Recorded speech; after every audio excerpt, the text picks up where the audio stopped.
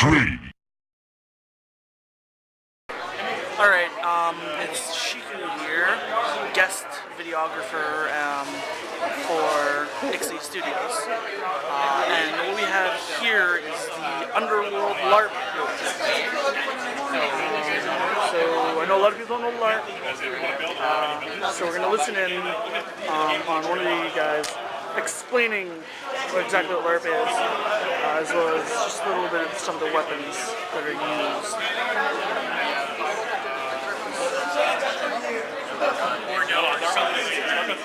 The one in Montreal is. I'm just doing a little video, just picking up some of the stuff about Underworld Live. Just watch your LARP. bag here, so you're not taking out cat. Okay. They have in Montreal.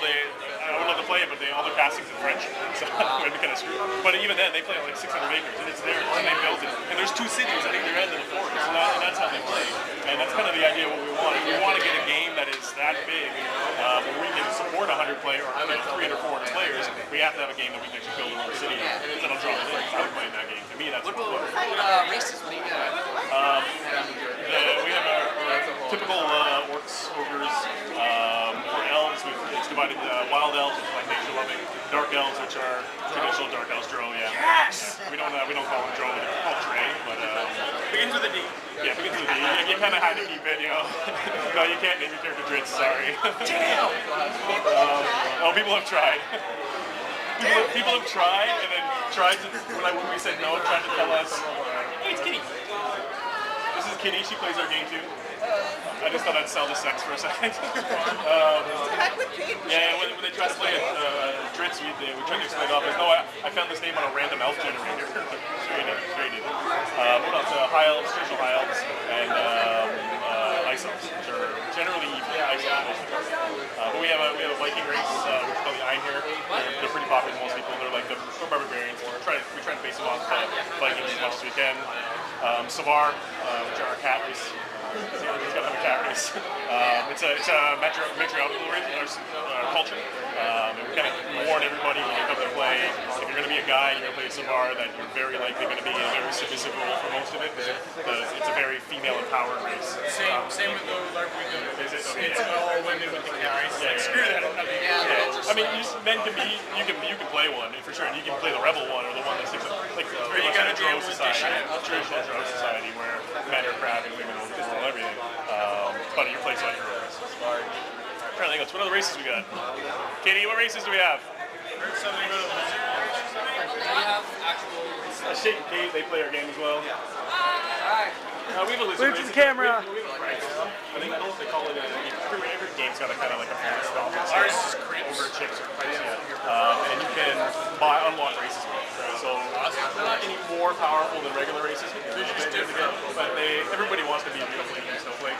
That's what they want. Like, I mean, like, you want to create your character so that it's different than everybody else, because it makes you feel special. When you break it down, that's what it is. So you can use frags to unlock races or skills or powers that other people don't know. That's like Ice Elf is a frag race. Goblin is a frag race. Kobold is a frag race. Why people want to play those, I don't know, but they do in large quantities. So. In your NPC system, if someone's not enjoying themselves as their player, can they just walk up to them and be like, hey, I want to swap over and be an NPC? Oh, absolutely. We don't even charge them. You come in. The only rule we have for NPC is if it's your first or second game, or if you're not really experienced, we're not going to let you NPC. Because if you're going to screw up, we'd rather you screw up as a player on us than as an NPC on a paying player, right? Because we want them. Excuse me. But if you want NPC, just show up.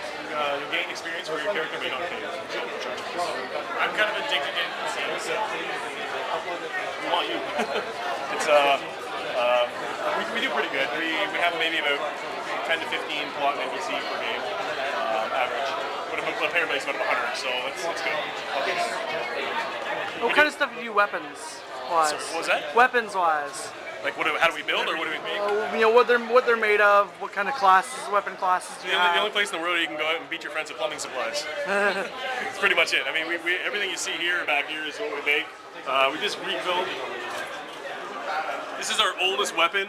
I bought this. I made this when I first started PC. This is Scully. We just rebuilt them, but it's everything. This is like the top of a couch cushion, and this is just PVC pipe. Okay. and duct tape. And same with everything you see there. Okay. The scythe is not really combat. It's more design.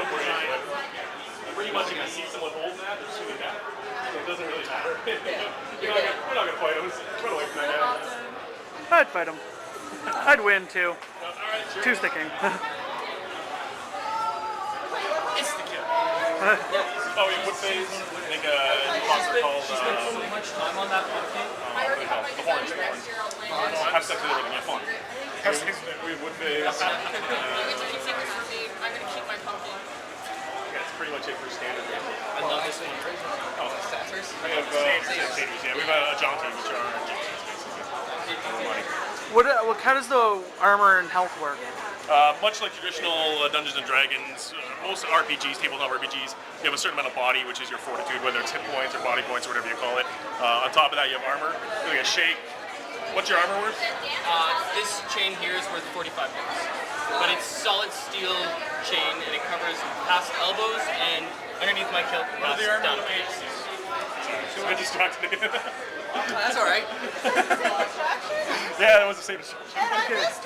Now, what does the red band on your arm mean? This is red armband. We got these actually on Halloween. Underworld has a special Halloween event that they do every year.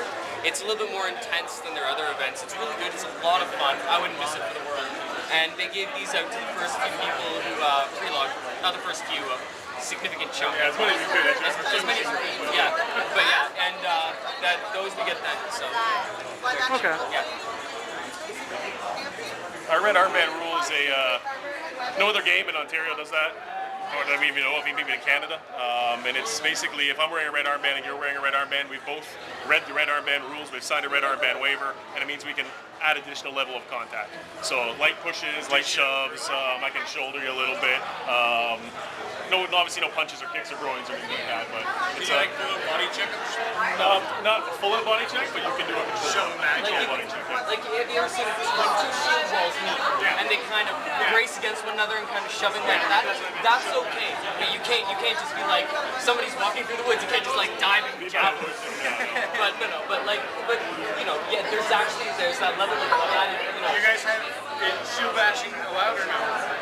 We actually will be this year. Last year we did. We had insurance issues and stuff like that. This year we have to do a mid-year rule update, which I hate doing. I usually do it at the beginning of the year. We have to do a mid-year rule update, unfortunately, and we're going to do that during the mid-year. So you guys are Underworld LARP. Where are you based?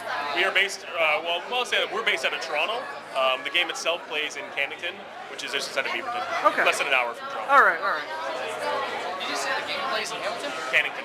Oh, Cannington? Yeah, which is like it's like near Beaverton. You know that is. It's north. It's about an hour northeast of Toronto. What costs are involved? First game is free. Absolutely free. There's no cost to register characters. After your first game, if you pre-log or pre-register, game is $40. Okay. That's the only fee. There's no hidden. The one thing I hate about other games, the biggest money pinch in this scam is a membership fee. I can't stand them. I think it's the biggest scam in the world. Why do you need money for me to pay you a member? I'm paying you monthly anyway. What does membership do? So we don't have a membership fee. The only thing we have a $5 character registration fee after the first.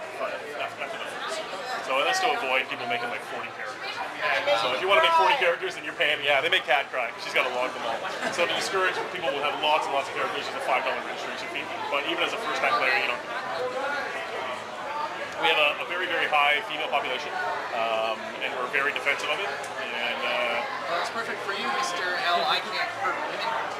oh, they kick your ass, man. I will tell you, there was one time we do tavern nights in the winter, like one-shot events, usually inside. And I remember one time we had a maze. We built a maze, and there was a huge battle, and all the guys were in the back healing and licking their wounds, and the entire front line was all girls and shields. And I looked back, and there's just a line of girls. They're all like full armor, beating the crap and everything. I was like, wow, this is awesome. Like, never before will you see this in any other game. There's so many, like, not even just girls, but so many girls that are fierce and dependent, you know what I mean? Like we really try and kind of keep that empowerment. Well, they do it, we don't do it. Yeah, But two ladies here, they look very nice and feminine. they'll kick your ass. That's her actual